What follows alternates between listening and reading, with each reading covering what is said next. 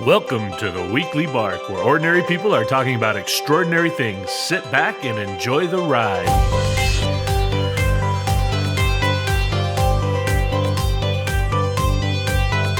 The Weekly Bark. Hey folks, welcome to the Weekly Bark. My name is Jesse Moss and I'm your host. And this week I want to, before we get started, I want to talk about red Broybis tea. I don't know if you've ever had red Broybis tea or not, but it comes from South Africa and it is delicious. It's I love it in the wintertime when it's ice cold outside, but I also really kind of digging it kind of as a summertime drink as well. It comes from South Africa. There's no caffeine, just an herbal tea. It's sweet, has a little bit of sweetness on its own, kind of has a vanilla-y flavor to it. So that's something you're interested in. You should check out red Broybis if you've never done it before, but it is delicious.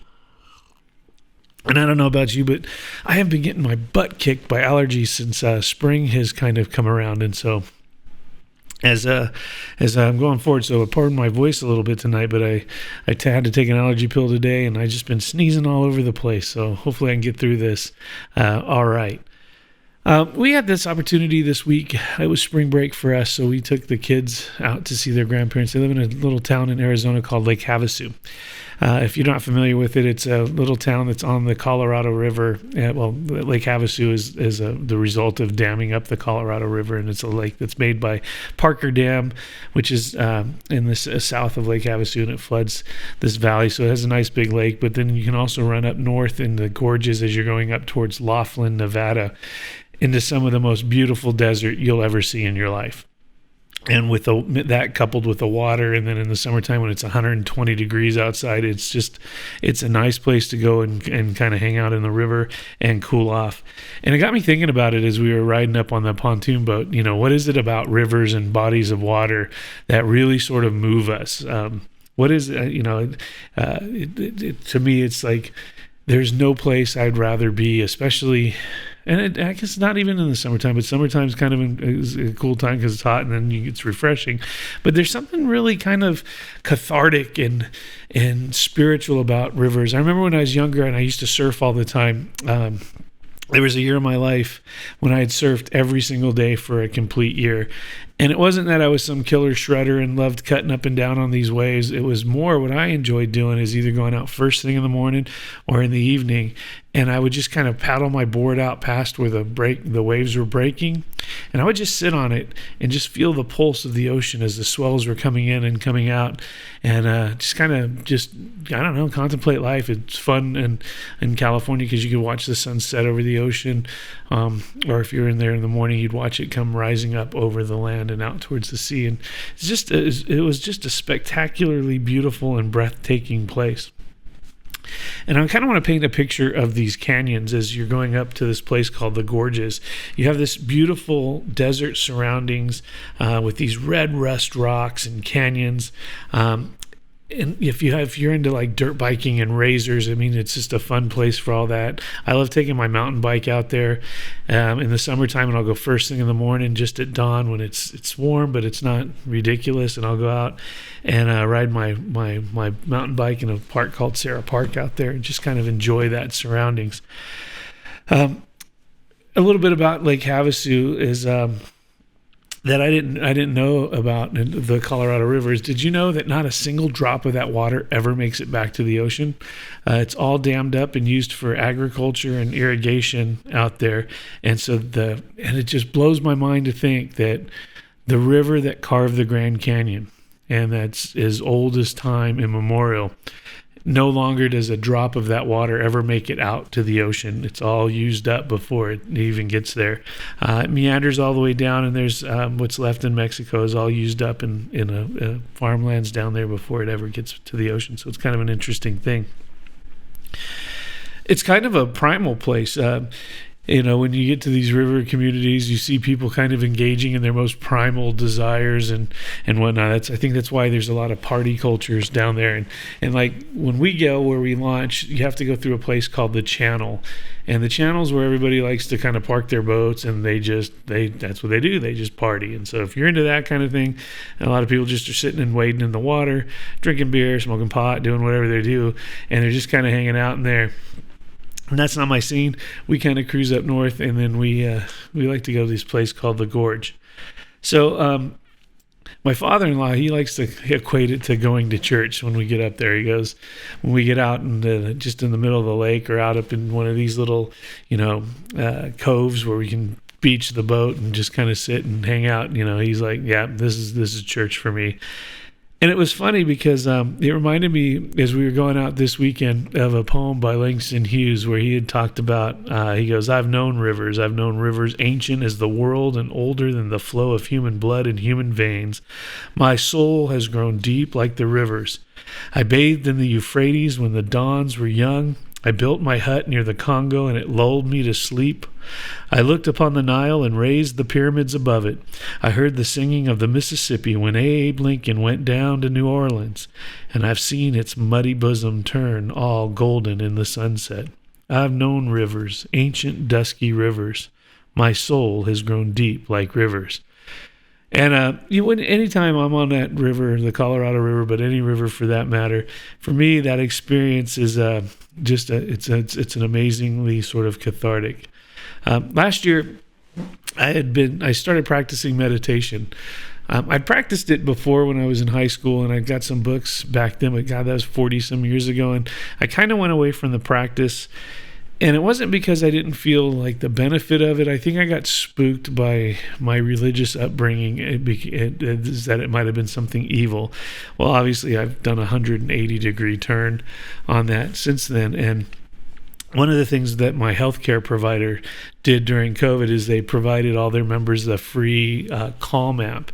And so in there, they had a bunch of guided meditations. And so I started playing around with these guided meditations. And I think I went through like a 30-day guided meditation that was done by a guy named Jeff Warren. And there I learned some really cool techniques that really got me back into into meditation, and I can see the benefit of it. It's been peaceful and calming. And so anyway, while I was on the boat, we were kind of sitting on the front of the bow. My father-in-law was driving, the kids were all on the back, and I'm just sitting there and I'm getting blasted in the face by the wind. And I'm looking into the distance, and I kind of just sit and I start breathing in through the nose, long out through the mouth, in through the nose and out through the mouth. And I just sort of kind of get into that meditative mindset. And as I'm sitting there, it was an amazing feeling because I was just in the moment. I was just trying to be in the moment and feel all of the sensations that were going on around me without thinking about them. Like you would go through these patches where it'd be really cold wind, and then it'd be really warm wind, and then it'd be cold again. And you'd hear, and you'd have all these sounds going by and boats vroom, as they're passing you and all this sort of stuff. But yet it was sort of inaudible or nothing that you had to like discern or think about. And it was cool because as I was doing that, I had this really sort of cool experience as I was looking in front of me. I had my sunglasses on and I'd blink, and it was as if I could see, like, I don't know, dust on my eye, the lens of my eye, and it almost looked like a little cell. Like, if you've ever like looked in under a microscope, and you could see like little cells in a microscope, or maybe an amoeba or something like that. It was almost something similar to that. But then when I tried to focus on it, it would disappear. It would move away. And so then I started playing with that, and it would be when I blinked and when I opened again, I could see them. But then as I tried to look at them, they would kind of bolt away. And so I went through this whole kind of process. Then I could learn that if I looked in the opposite direction, I'd pull them with me, and then I could try to get back and see them before they vanished. And it was just this kind of fun little game. I don't know, I might need to go see an eye doctor or something, but it was a sort of cool meditative bit. And then from there, when I looked from that past my own eyes into the distance, and you saw these beautiful rocks shooting up from the ground. So you had the water and then the rocks coming up, and then the sky. It was almost as if I had was looking at myself riding into a 2D picture, as if there was no depth between the mountains and the sky, like they were just right on top of each other, as if you were to paint them on paper. And I had this sort of surreal experience of being in a 2D sort of headspace. And I don't know, it was just really kind of cool going through all that. And I did that for several minutes, and It was neat. I had a similar experience a long time ago when I used to fly on helicopters all the time. I would sit, so as the helicopter is flying forward, I would kind of sit, perpendicular to where the pilots were. So the pilots would be sitting up here, and I had a seat that would face out the window. And we were flying at night, and it was late, and I think we had the NVGs on, and I was kind of dozing off, and I remember I fell asleep, but when I woke up again, I was looking under the NVGs, and I couldn't tell where the land ended and the sky began. And I had this sensation that we had flipped on sideways, and I was looking straight up into the sky. And it took me probably 15 seconds to realign myself to see that, no, what I was really looking at is we were flying right, but the lights from the ground perfectly melted into the stars in the sky, and it gave this sort of concave sort of experience. And I had this momentary lapse, and it was just this trippy place where my senses didn't make sense. I guess it would be almost something like what people have described when they go into those sensory deprivation chambers and things like that.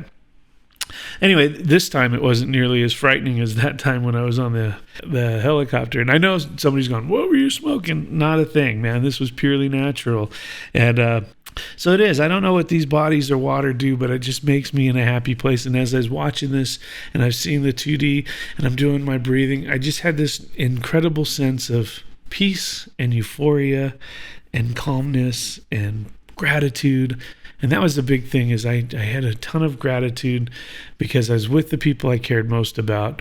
My family was there, my children, and we just had this amazing, peaceful afternoon.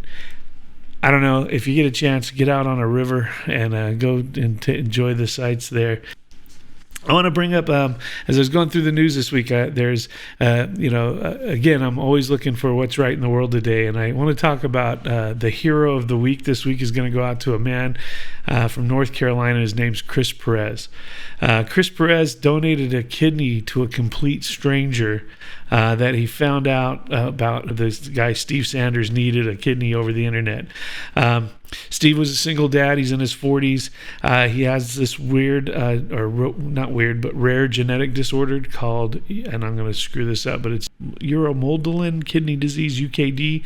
And that's basically where the kidneys start failing over time and eventually resulting in either permanent dialysis or the need of a kidney transplant.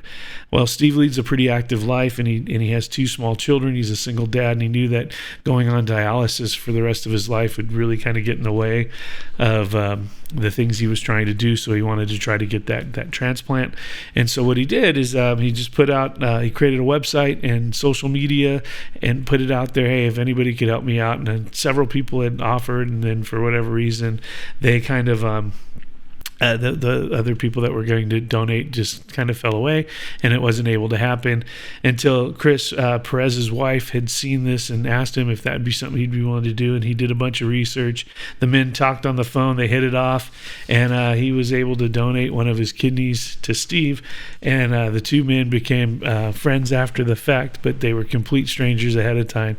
And anyway, as we go through the news, and we often see all this garbage about the horrible stuff that's going on in the world, and war and pestilence and famine, and all those things are bad, but I just, it's just, we need to put it in perspective that there are really good and decent people out there. They're doing amazing things. So hey, I salute you, Mr. Perez. What you did for Mr. Saunders was an incredible act of generosity and kindness, and I'm glad I live on a planet where there's people like you. So anyway, that's all I got for you guys this week. Hope you enjoyed it. We'll be here next week with another episode of the Weekly Bark. Have a great week. God bless you, and we'll talk to you soon. Take care.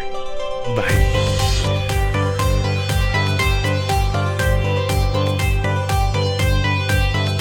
The Weekly Bark.